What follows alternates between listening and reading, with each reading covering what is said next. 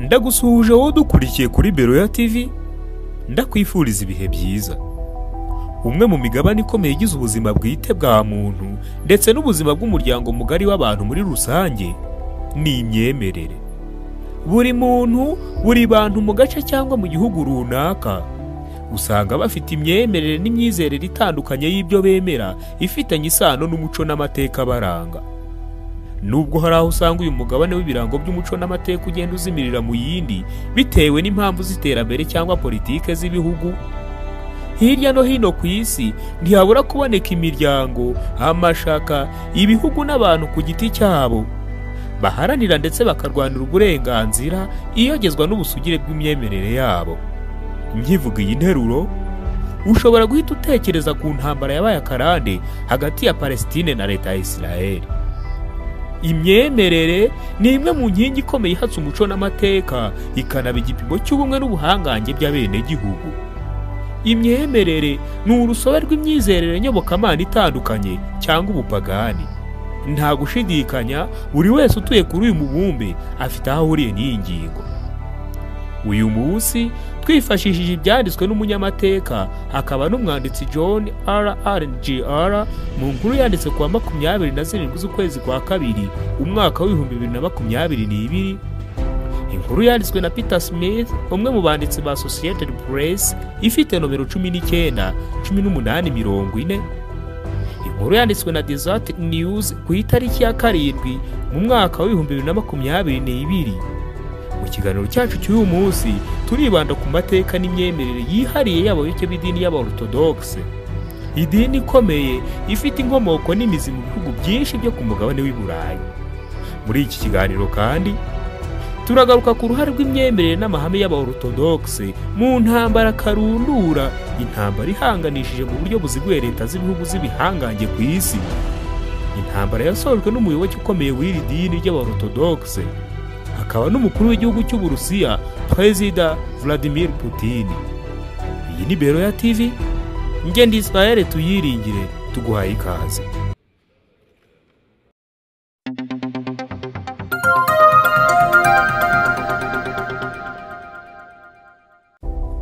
Izina Orthodox ni ijambo ry'inyunge y'amagambo abiri y'ikigereki. Orthos rivuga ukuri na doxa bivuga inyigisho. Orthodox Church ni idini bivuga ko yabayeho guhera mu ntangiriro z'ikinyejana cya mbere mu mwaka wa 34 nyuma ya Kristo. Amateka akomeye y'iri dini atangirira mu kinyejana cya 4 ahagana mu mwaka wa 324, nyuma y'uko mu mwaka wa 312 umwami w'ubwami bwa Roma Constantine yaje kwemera ubukristo, akabigaragaza ku mugaragaro mu mubatizo w'amazi yasutswe ku gahanga n'umubishopu w'umwaremani Eusebius. Uyu niwe wabaye umwami wa mbere w'umuromani wihuje n'ubukristo, akitandukanya burundu n'abami bamubanjirije mu karengane kw'abakristo, akarengane kamaze imyaka irenga 300 yose. Akimara kwima ingoma, Emperor Constantine mu mwaka wa 324 yahinduye icyicaro cy'idini n'ubwami, akivana mu mujyi wa Roma agishyira i Byzantine, ahahoze ari umujyi wo mu buvazuba bw'Ubugiriki, ahaje kumenyekana nka Constantinople. Constantinople yaje guhinduka icyicaro cy'imbaraga z'ubutegetsi n'umurwa mukuru w'ubukristo. Uku kwimura icyicaro cy'idini akakivana i Roma akagishyira i Byzantine byabaye intandaro y'urwango n'inzika hagati ya Kiliziya y'i Roma n'iyi Constantinople. Mu mwaka wa 325 kandi umwami Constantine yatumije abayobozi b'idini mu nama ya mbere y'uruhererekane rw'inama zirindwi ziswe 7 Economical Councils in Nicaea mu Bubiligi. Inama zari guhindura byinshi mu mateka y'idini. Reka tuvuge gato ku nama yo mu mwaka wa 451, The Council of Chalcedon, ndetse n'inama yo mu mwaka wa 787, The Council of Nicaea II. Izi ni inama zasize impinduka n'itandukaniro rikomeye mu myemerere n'amahame bya Kiliziya y'i Roma ndetse n'iyi Constantinople. Mu gihe Kiliziya y'i Roma yafatwaga nk'ahantu h'ikuzo n'icyubahiro, aho umuyobozi wabo ari we wabaga ari nyir'ububasha n'ubutungane, uwafataga umwanzuro wa nyuma ku birebana n'imyanzuro y'idini. Mu nama yo mu mwaka wa 451, umwami Constantine yaciye iteka ry'uburinganire mu matorero yose, anakuraho ububasha bw'umuyobozi wa kiliziya y'i Roma. Imyanzuro yo mu mwaka wa 787 yemeje ikoreshwa ry'amashusho muri kiliziya y'i Constantinople bihabanye n'amafoto y'abakurambere mu by'idini yakoreshwa muri kiliziya y'i Roma.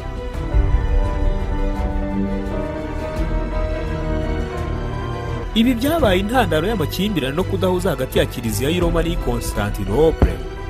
Kugeza ubwo mu mwaka w'1054 habaye ikintu kidasanzwe cyiswe The Great Schism hagati y'abemera b'iyi migi yombi, ubwo kiliziya y'i Roma yitandukanyaga ku mugaragaro n'iyi Constantinople ku mpamvu ijyanye n'ububasha, icyubahiro n'ubushobozi bya papa. Kuva ubwo itorero ry'i Roma ryitwa kiliziya gatolika, iry'i Byzantine mu Bugereki ryitwa iry'Abaorthodoxe, bose bagira amahame yihariye atandukanye abagenga. Umubano wa Roma na Constantinople wakomeje kuba mubi cyane imyaka magana menshi. Ibi bituma hakomeza kuba umworera hagati y'ubwami bw'Ubugereki na Roma. Mu mwaka w'1453 idini y'Abaorthodoxe, ni ukuvuga itorero ry'i Constantinople, ryaguye bikomeye bw'umunyaturukiya Sultan Muhammad wa kabiri yigaruriraga Ubugereki. Abaorthodoxe b'i Constantinople bamara hafi ibinyejana 5 byose bahanganye n'ubutegetsi bwa Kisilamu. Uku kwigarurirwa n'Ubuyisilamu k'Ubugereki imyaka irenga 500 niko kwatumye idini y'Abaorthodoxe yimura icyicaro cyayo gikuru kiva mu mujyi wa Constantinople mu Bugereki kimurirwa mu gihugu cy'Uburusiya. Kuva ubwo idini y'Abaorthodoxe yahindutse idini ikomeye mu Burusiya, inakwira hose mu bihugu byo mu buvazuba bw'i Burayi burimo n'igihugu cya Ukraine. Mu gihe kuri ubu mu isi yose habarurwa abayoboke b'idini y'Abaorthodoxe barenga 300,000 babarirwa mu matorero arenga 15. Muri aba abarenga 100,000,000, ni ukuvuga hafi 35% nabo mu gihugu cy'Uburusiya. Abandi basaga 200,000,000 basigaye bangana na 65%, muri bo abarenga 40,000,000, ni ukuvuga hafi 15% ni abanya-Ukraine. Iyi mibare ihita itwereka ko idini y'Abaorthodoxe uwavuga ko ari iy'Abarusiya n'abanya-Ukraine ataba yihenze.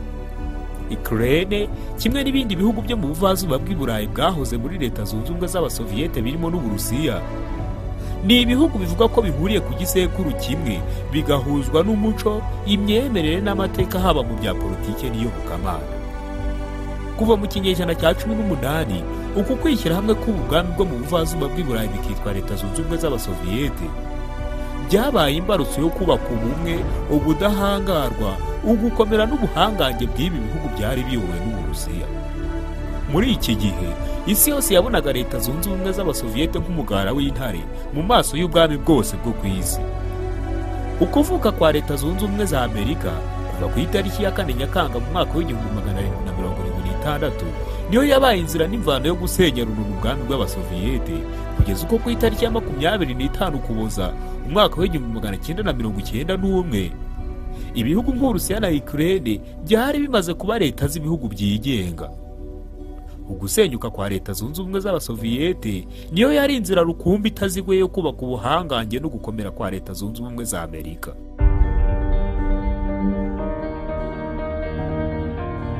Nubwo ibi bikorwa byo gusenya ubumwe bw'ibihugu binyamuryango bya Leta Zunze Ubumwe z'Abasoviyete bitavuzweho rumwe na gato n'igihugu cy'Uburusiya, cyane cyane nk'uko byagaragaye mu ijambo ry'umwami wategekaga igihugu cy'Uburusiya Stalin mu ijambo rye ryo mu mwaka w'1991. Nyuma yo gusenya burundu Mir Dobere, ibintu byatumye uyu mugabo w'ibizigira Stalin yicara hasi akarira agira ati: muri iki kinyejana ikintu kibi gikomeye cyabayeho mu mateka ni ugusenyuka k'Uburusiya. Ibi ntibyakomye imbere umugambi wa Leta Zunze Ubumwe za Amerika mu mugambi wayo wo gucogoza imbaraga z'Uburusiya, maze ikiyugururira amarembo y'ubuhangange, ubukungu n'iterambere ifite kuri ubu. Uyu mugambi wo gushaka kugwabiza ubuhangange n'ubwihute mu iterambere ry'igihugu cy'Uburusiya nturagera ku ntego yawo, kuko kugeza kuri ubu iki gihugu kiza ku mwanya w'imbere mu bukungu, kugira intwaro kirimbuzi nyinshi ndetse n'igisirikare gikomeye ku isi. Hashize iminsi irenga 30 gusa Perezida w'igihugu cy'Uburusiya Vladimir Putin n'ingabo ze bagabye igitero karundura ku gihugu cya Ukraine, igitero gisa n'igihanganishije imbaraga zikomeye z'isi mu buryo butigeze bubaho mu mateka. Perezida Vladimir Putin ni umugabo wuje igitinyiro w'Umurusiya, akaba umunyapolitiki n'umusirikare w'umuhanga, wayoboye igihugu cy'Uburusiya kuva mu mwaka w'ibihumbi 2012 na mbere yaho kuva mu mwaka w'ibihumbi 2000 kugeza muri 2008. Uyu yabaye minisitiri w'intebe kuva mu mwaka w'1999. Akaba yaravuze ku itariki 7 Ukwakira mu mwaka w'1952. Akaba ari umwe mu baperezida bamaze igihe kinini ku isi ku butegetsi bw'i Burayi nyuma ya Alexander Lukashenko wa Belarus. Perezida Putin ni umwe mu bayoboke b'idini y'Abaorthodoxe kuva mu myaka y'ubuto bwe ubwo yavukiraga mu mujyi wa Leningrad. Nyina umubyara akaba yari umukristo w'Umuorthodoxe mu gihe se yari umuateiste, ni ukuvuga umuhakanamana. Ibi nibyo byatumye nyina ahitamo kumubatirisha mu ibanga. Ikimenyetso cy'ubuyoboke bwe kikaba kikigaragara mu mukufi uriho ikimenyetso cy'umusaraba Putin akunda kwambara mu ijosi rye.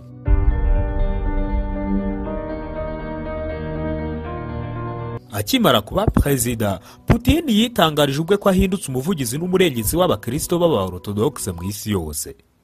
Mu ijambo yavuze mu mwaka w'2013 yagize ati: "Turabona ibihugu byinshi by'i Burayi na Atlantika biri guta umuco n'igisekuru cyabo. Harimo indangagaciro za gikristo kandi ari byo rufatiro rw'iterambere ryacu. Bari kwirengagiza amahame y'umuco n'imyemerere gakondo bakabisimbuza gahunda zinezeza rubanda rukorera Imana na Shitani." Putin afata umugambi we mu myemerere nk'inzira yo kubaka ubukristo bushingiye ku mahame ya Kiorthodoxe. Ubwo yavugaga iby'umubatizo w'uwamubanjirije Prince Vladimir, Perezida Putin yagize ati: "Intambwe ye ya mbere yo kwemera Ubuorthodoxe yateguraga imirongo migari y'urufatiro rw'umuco ndetse n'indangagaciro nk'ireme ry'ubumwe hagati y'Uburusiya, Ukraine na Belarus." Mu mbwirwaruhame ze zose, Perezida Vladimir Putin ntabura kugaruka ku idini y'Abaorthodoxe no kubaha umwanya ugaragara muri gahunda zose za politike y'Uburusiya. Idini y'Abaorthodoxe ni imwe mu nkingi ihatse isano Uburusiya na Ukraine basangiye mu myemerere. Ijambo rya Perezida Putin ubwo yari akimara kugera ku butegetsi ryari rihatse byinshi kuba ari we wese washaka kurwanya no gusenya idini y'Abaorthodoxe. Intambara y'ibi bihugu byombi kuri ubu ni intambara abanyaburayi benshi batiyumvishaga ko yabaho mu myaka irenga 80 nyuma y'intambara ya kabiri y'isi. Bashingiye ku isano n'ubumwe bwahoze hagati y'ibi bihugu byombi, abenshi ntibabura kugereranya iki gitero n'ubwicanyi bwabayeho mu myaka ya mbere. Ubwicanyi buvugwa muri Bibiliya ubwo Kayini yicaga murumuna wa Abeli. Gusa ikiganiro Vladimir yagiranye na televiziyo y'igihugu kwa 21 Gashyantare mu mwaka wa 2022, ikiganiro cyamaze hafi isaha yose, cyari integuza yihuse y'intambara imaze guhitana abarenga 1000, mu gihe abasaga 1595 bamaze gukomerekera muri iyi mirwano. Mu magambo ye bwite, Perezida Vladimir Putin yagize ati: "Ubutegetsi bwa Ukraine bwigabije imitungo ya za paruwasi nyinshi z'Abaorthodoxe. Bityo Uburusiya bugomba kurwana ku idini yabo muri Ukraine. Ugushyigikira imirwano kw'abanya-Ukraine benshi bo mu duce tw'iburasirazuba, aba bakaba hafi ya bose ari Abaorthodoxe. Ni kimwe mu bimenyetso simusiga cy'uruhare rw'idini muri iyi ntambara. Gusa nubwo hari izindi mpamvu nyinshi za politike zihishe inyuma y'iyi ntambara, idini y'Abaorthodoxe ni kimwe muri izo, bona nubwo atari ihita igaragarira amaso. Ukwihuza kose kwa Ukraine n'ikindi gihugu cyangwa umuryango utavuga rumwe na leta y'Uburusiya byafatwa nk'igikorwa cy'ubugambanyi, haba ku idini y'Abaorthodoxe cyangwa politike y'iki gihugu.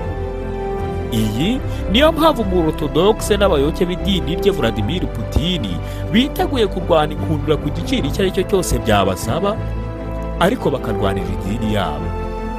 Gusa abayoboke b'iri dini mu bindi bihugu, cyane cyane abo muri Amerika, batanga inama ko izi mpamvu zose zashyirwa hasi hakaba ubwumvikane bunyuze mu nzira z'ibiganiro.